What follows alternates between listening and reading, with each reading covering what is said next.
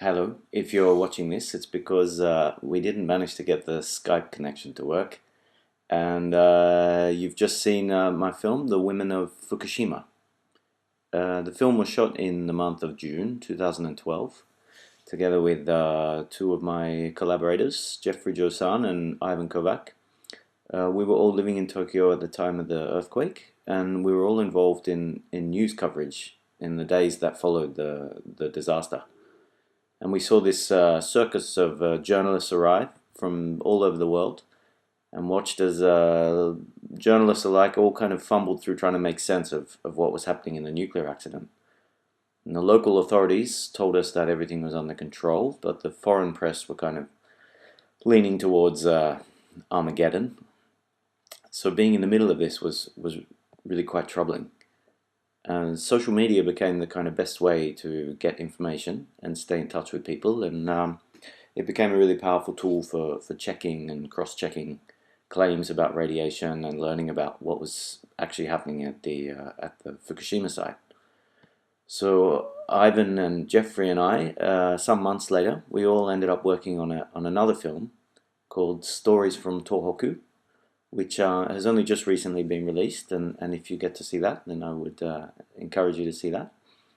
But it was through this project that we first met Okawara-san from the Women of Fukushima.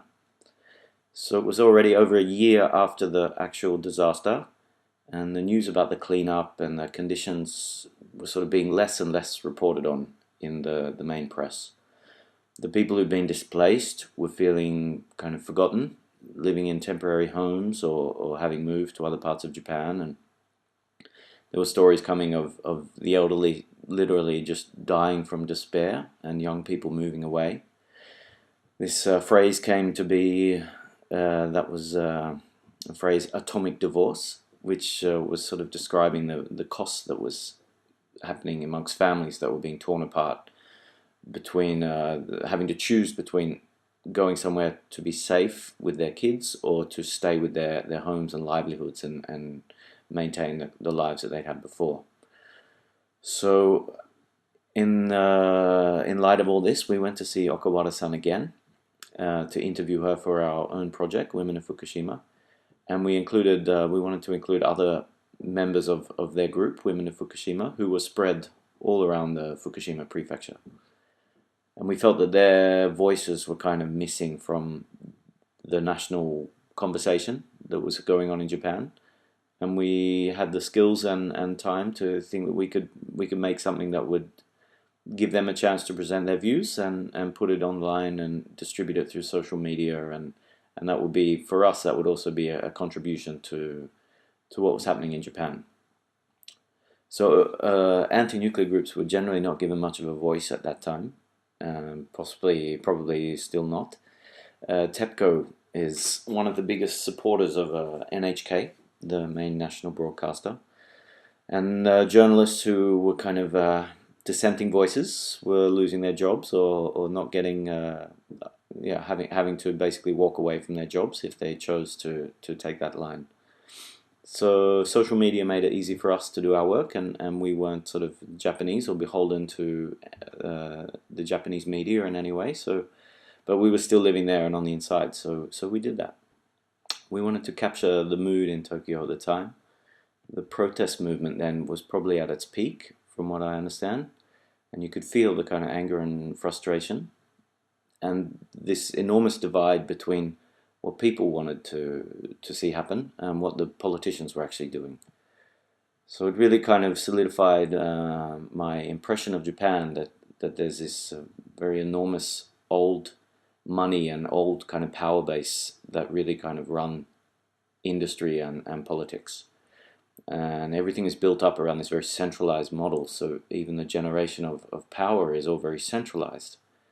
It seems that, I mean, there is this democratic setup in place, but it doesn't seem to be really used to its full potential. People are sort of reluctant to vote for opposition parties, or there's some kind of apathy in the Japanese people that holds them back from really trying something really kind of new.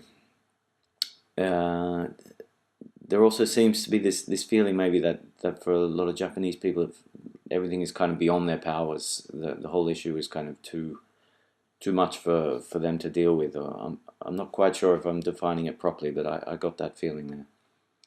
But what's interesting is that there's a lot of positive things happening at the moment now as well. I still follow what's happening in Japan, even though I'm not living there as I was at the time of Women of Fukushima.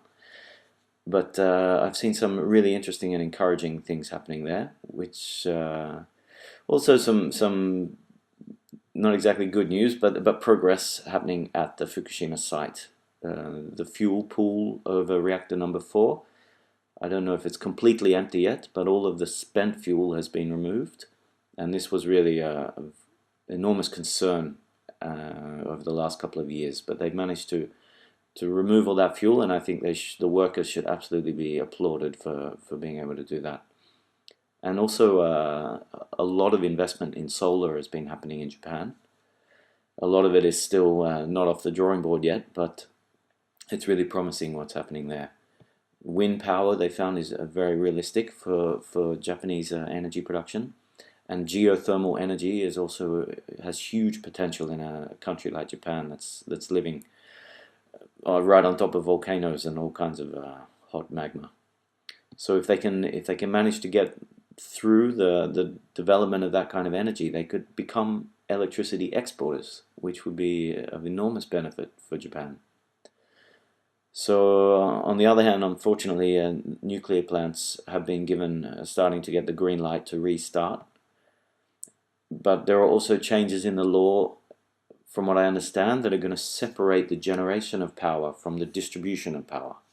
And that's a really good thing, because it starts to break up the monopolies that TEPCO and KEPCO and these companies have had, where they will have to open up their power lines to other providers.